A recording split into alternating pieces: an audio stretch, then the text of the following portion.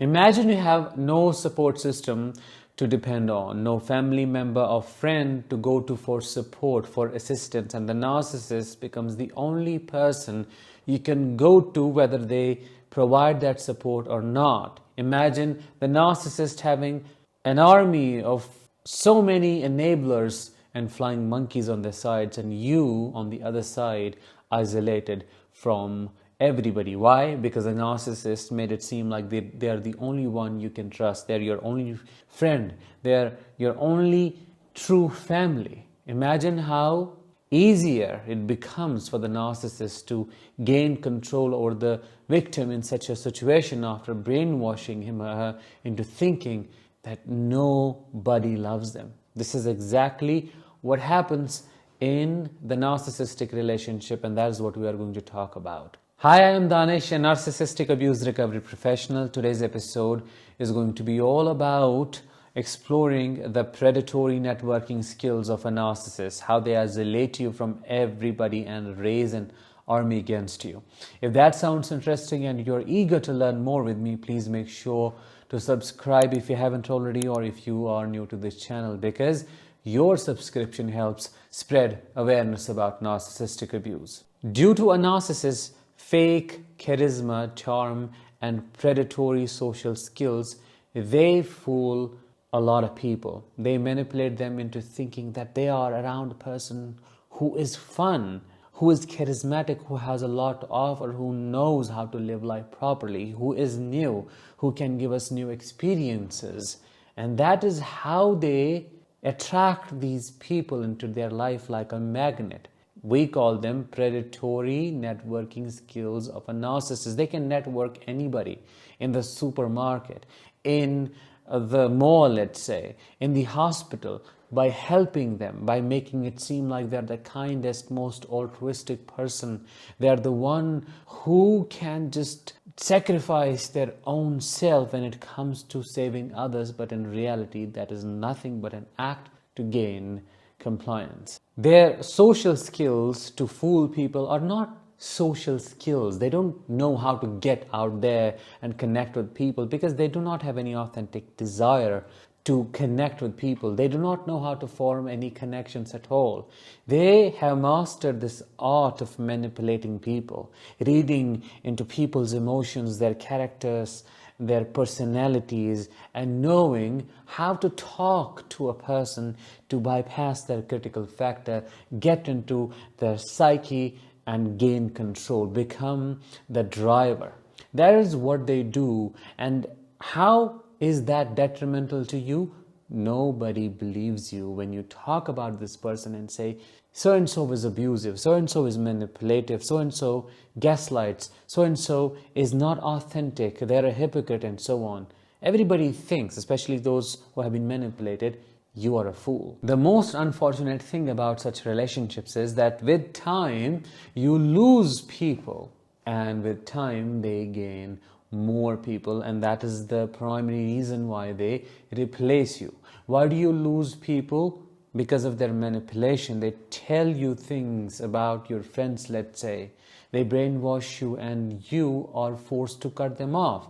And sometimes it's not brainwashing.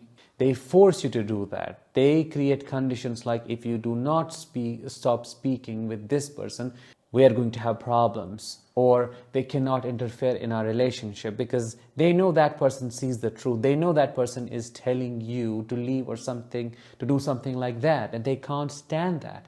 They know that person is a threat to their false self, and they can't stand having them in their circle. Why their circle? Because they think they own you, so your circle is essentially theirs now. Not every narcissist networks the same way. For overt narcissists who are grandiose and malignant, they use fake charisma.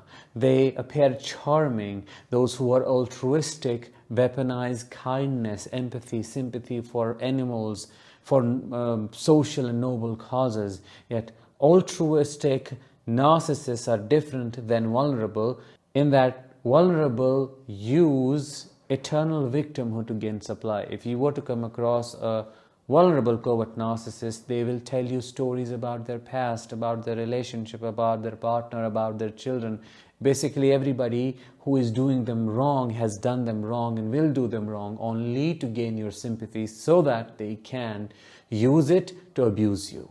You can literally be sitting in a room filled with people who are neutral towards you and towards the narcissist. And assuming this narcissist is a vulnerable, covert narcissist, they can turn them against you in an instant by crying, by wailing, by creating these stories that have no connection with reality, by making it seem like you are the biggest problem in their life, you are a monster, and everybody would start shunning you, abandoning you, giving you those weird, bad looks without even knowing you, and that makes you feel so isolated. How do I know this? This has happened to me. I'm telling you my life story. My mother used to do it all the time, and the shame that used to come from those experiences, I can't even express that in words. It used to be unbearable. She would make it seem like I was the biggest nuisance, yet at the same time, in a very contradictory way, later she would make it seem like I was her only source of support. It's mind-boggling to even think about this. On one hand, I was the cause of every single issue. I was the chain that was keeping her stuck. Yet at the same time, I was the one who was her only source of support and hope. This is what happens in a narcissistic relationship, and this is where that chronic self-doubt comes from. Oh, she loves me. Maybe I am doing something wrong, because of which she feels I'm chaining her and so on. That is what I used to think, but no, it's not your fault. It's their shape-shifting nature. They do not care about you. They just make you a sacrificial lamb whenever they have to. Yet at the same time, they keep garnering supply from you through their covert narcissistic self. A time comes in your life where they have an army of people enabling them, their vulnerable narcissistic victim personality, an army of people against you, putting you down, cutting you off, and so on. Yet at the same time, she wants to keep you in the loop, to stay in touch, because she needs supply.